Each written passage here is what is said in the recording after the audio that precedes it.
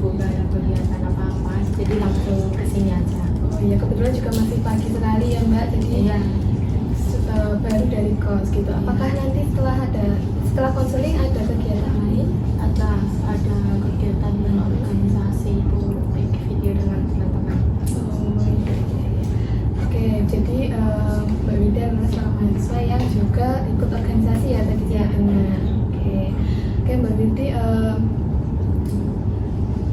kira-kira tujuannya Mbak Widi untuk datang ke sini bertemu dengan saya kiranya gimana ya Mbak?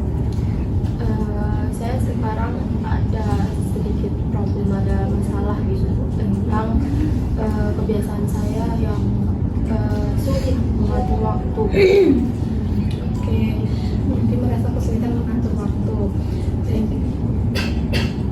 Ya, sebelum kita mungkin masuk ke sesi konseling hari ini, jadi saya jelaskan terlebih dahulu yang Mbak Widi, peran antara saya dengan Mbak Widi seperti apa di sesi konseling hari ini. Jadi saya di sini berperan sebagai fasilitator yang memfasilitasi Mbak Widi untuk menemukan solusi-solusi dari masalahnya Mbak Widi sendiri. Nah, sedangkan Mbak Widi nanti sebagai konseling yang bertanggung jawab untuk menemukan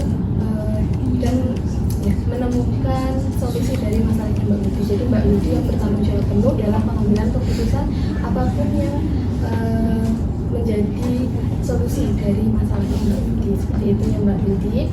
Dan kemudian untuk sesi konseling kita hari ini kurang lebih nanti akan kita laksanakan selama 30 menit. Kiranya gimana Mbak? Apakah setuju dengan durasi waktu 30 menit ke depan? Setuju. Oke, jadi Mbak Widi nanti akan berbagi ya dengan saya selama 30 menit ke depan. Ya, sebentar. Oke, kemudian Mbak Widi nanti juga bisa menyampaikan apapun yang ingin Mbak Widi sampaikan tanpa rasa khawatir ya. Jadi harapannya Mbak Widi bisa terbuka dan tidak perlu khawatir jika apa yang disampaikan Mbak Widi di sini itu akan keluar kemana-mana, karena kita sangat tinggi yang namanya aja. Jadi Mbak Widi tidak perlu khawatir, Mbak Widi bisa cerita apapun yang ingin Mbak Widi sampaikan tanpa rasa takut akan bocor kemana-mana, seperti itu. Kemudian Mbak Widi datang ke sini dengan kemauan dan sukarela dari Mbak Widi sendiri atau bagaimana Mbak? Kemauan sendiri. Oke, jadi Mbak Widi datang ke konseling hari ini itu dengan kemauannya Mbak Widi sendiri. Jadi harapannya Mbak Widi bisa sukarela ya untuk menyampaikan apapun yang ingin Mbak Widi sampaikan. Gitu. Oke.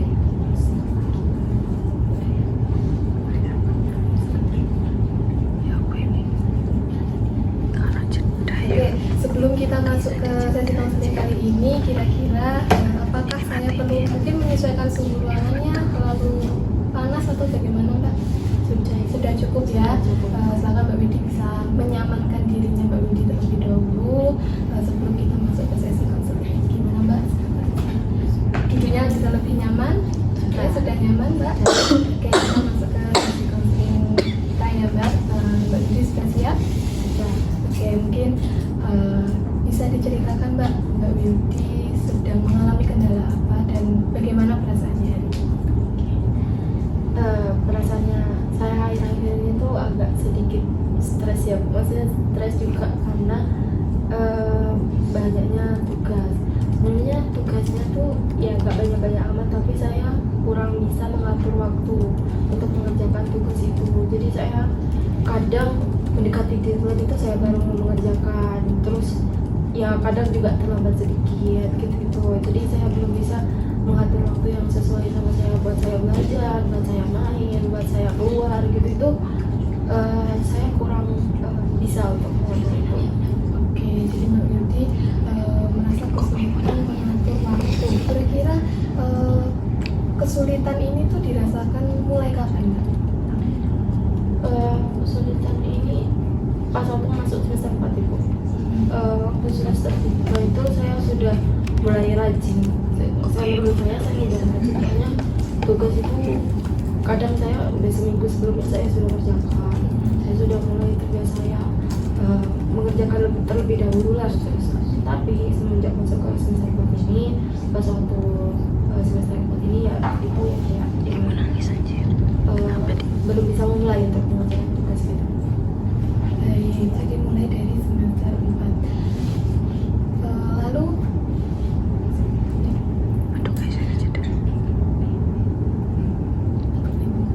ya, mulai dari semester 4 dalam waktu seminggu misalnya Mbak, kira-kira Mbak Windy ini merasa sulit itu di hari-hari tertentu atau di tugas-tugas tertentu gitu atau bagaimana Mbak?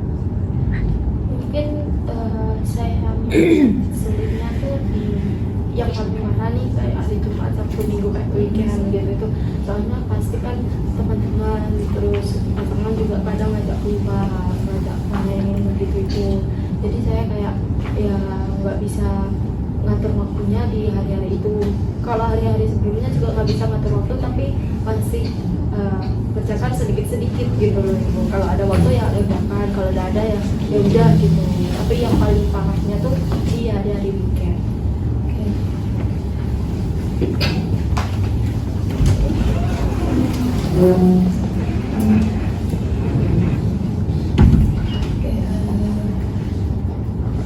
Pengaruh dan Windy menyampaikan juga karena diajak main di hari-hari weekend.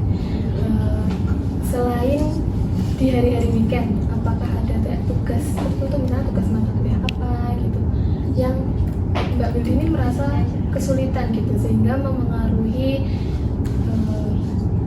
Mbak Windy dalam mengerjakan tugas-tugas?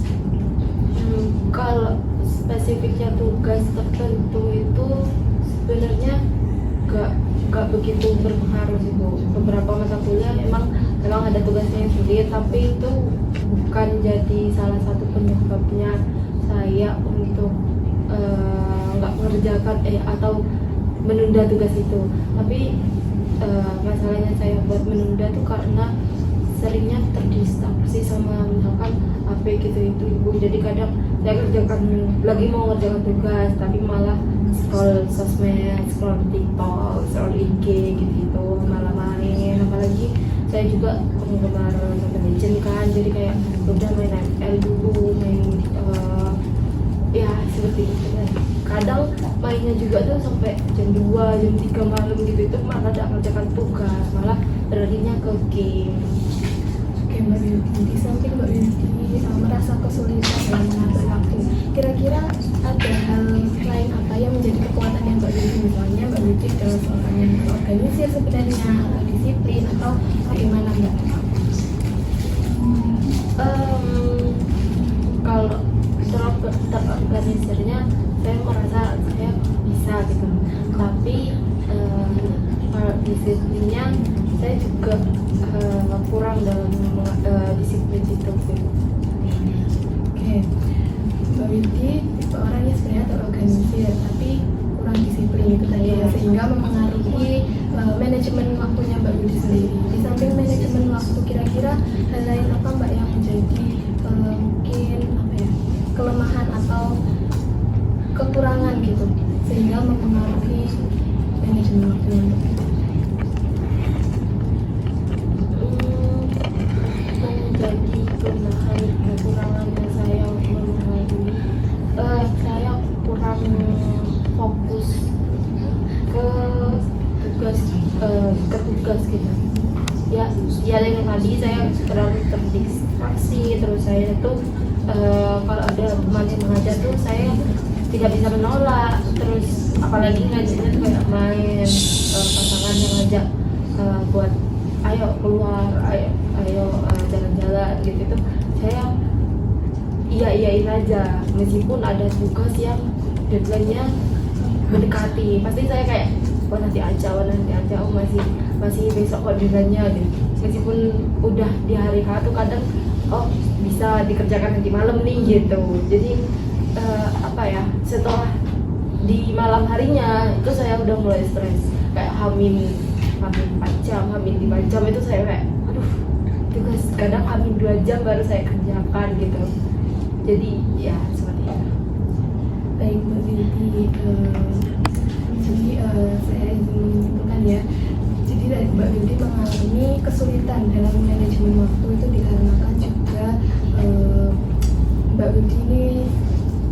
tertunda juga. Begitu ya Mbak Yudi, seperti apa yang disampaikan Mbak Yudi tadi juga Mbak Yudi sebenarnya mudah terdistraksi. Namun Mbak Yudi ini sebenarnya tipe orang yang terorganisir seperti itu.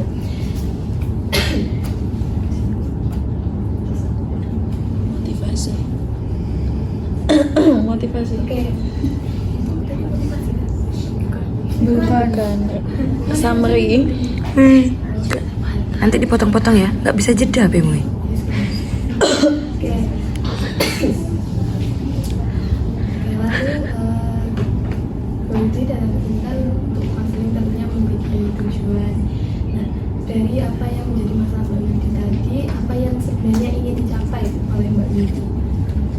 Sebenarnya saya tuh pengen lebih disiplin lagi dalam mengerjakan tugas. Saya ingin memanajemen lagi waktu yang saya punya, terus saya juga ingin memotivasi diri lagi karena saya ya pengen balik lagi seperti yang dahulu gitu. Saya pengen bisa buat mengerjakan tugas tuh tenang gitu, nggak yang buru-buru yang bikin stres lagi gitu.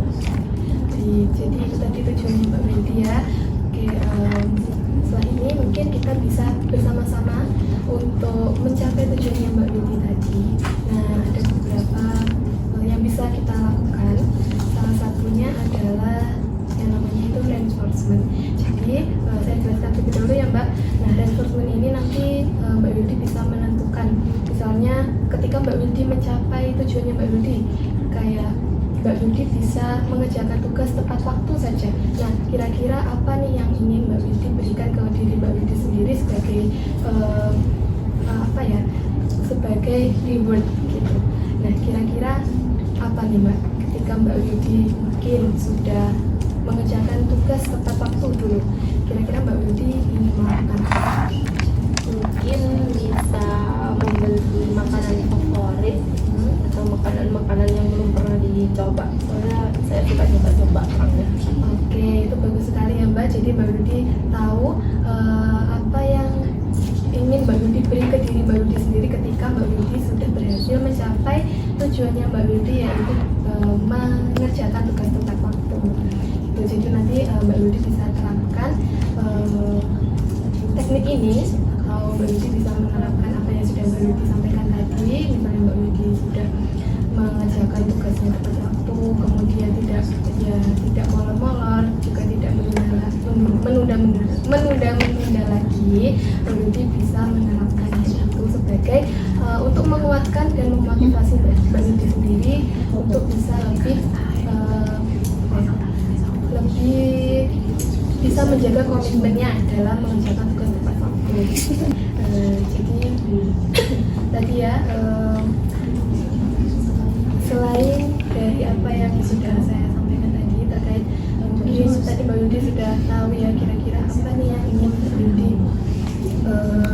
capai, terus bagaimana Mbak Yudi ketika mencapai itu apa yang ingin Mbak Yudi lakukan. Selain itu, untuk mendukung supaya Mbak Yudi lebih termotivasi. Nah, kira-kira saya mau tanya, Mbak Yudi kenal nggak Maudy Ayunda? Kenal itu saudaranya saya. Oh gitu. Oke, Mbak Yudi tahu ya, Maudy Ayunda adalah seorang, dia aktris juga, tapi juga pada saat dia menjadi aktris, dia juga sebagai pelajar atau mahasiswa. Nah, dia bisa membagi waktunya, manajemen waktunya. Di samping dia belajar, dia juga bisa manajemen waktunya di karirnya. Nah, itu bisa menjadi contoh untuk Mbak Yudi, sebagai model juga untuk Mbak Yudi supaya bisa lebih termotivasi gitu, melihat orang lain yang dia bisa membagi waktunya dan manajemen waktunya dengan baik. Nah, kira-kira Mbak Yudi mungkin bisa menjadikan tokoh-tokoh seperti itu ya untuk menjadi model Mbak Yudi. Oke, gimana Mbak?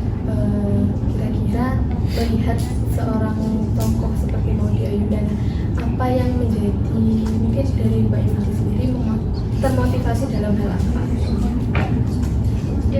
Ya benar katanya ibu, kayak Maudy Ayunda tuh seorang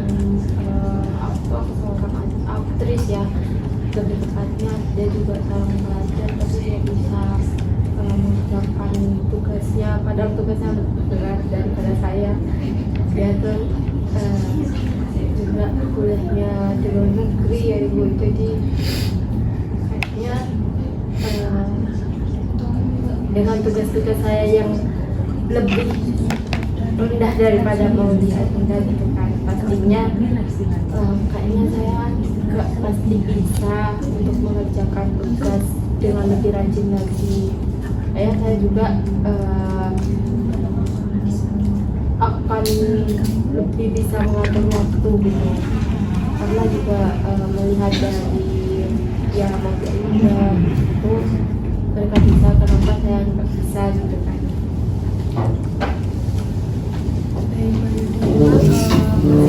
Atau kendala setiap orang itu berbeda-beda ya.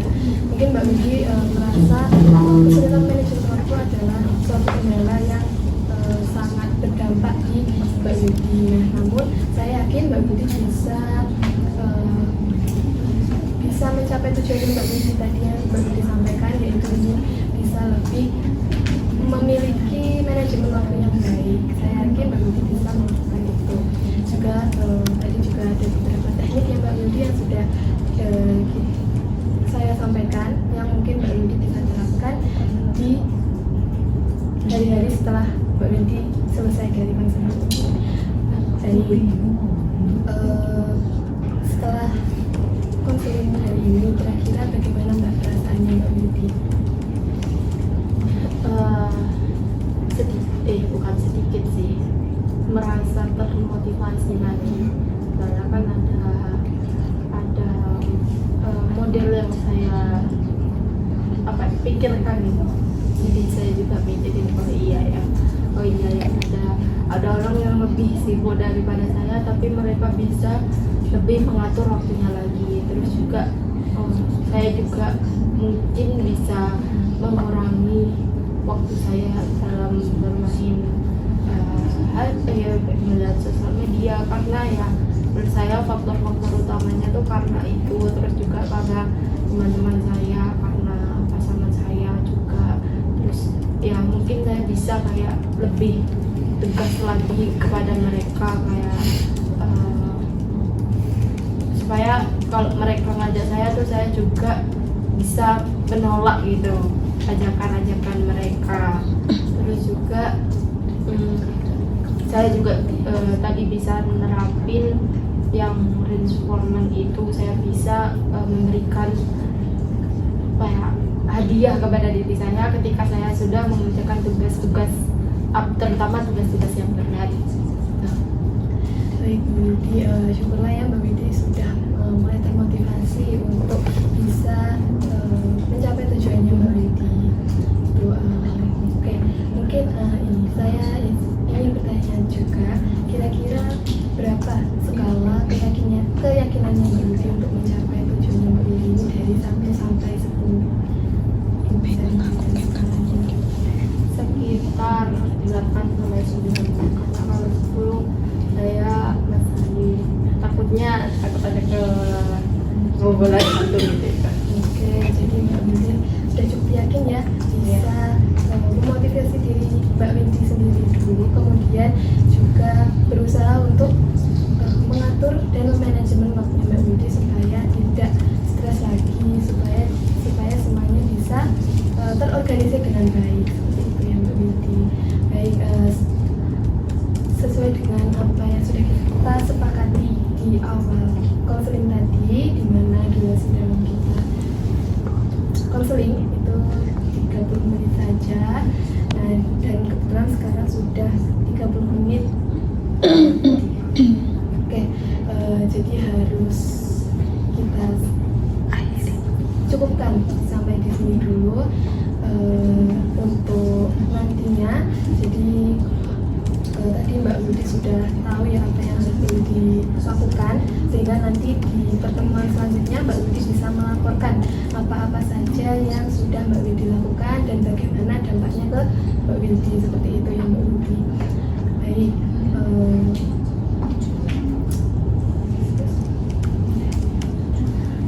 Berarti ya gimana Mbak? oke, berarti saya mau pamit dulu ya Ibu. Oke, silakan Mbak Widi bisa melanjutkan kegiatannya. Nanti untuk pertemuan selanjutnya mungkin bisa kita sepakati melalui via WA saja ya Mbak Widi, seperti perjanjian kita di konseling pertama hari ini. Jadi nanti bisa langsung kontak saya untuk pertemuan selanjutnya. Itu ya Mbak. Baik. Silakan Mbak Widi jika memang ingin melanjutkan kegiatannya. Terima kasih ya Mbak Widi sudah bersedia dan berkenan berbagi bersama saya. Semoga apa yang sudah kita temukan atau yang kita bahas hari ini bisa memberikan manfaat ke Mbak Widi dan bisa menjadi bahan evaluasi untuk perubahan-perubahan positif lainnya nanti.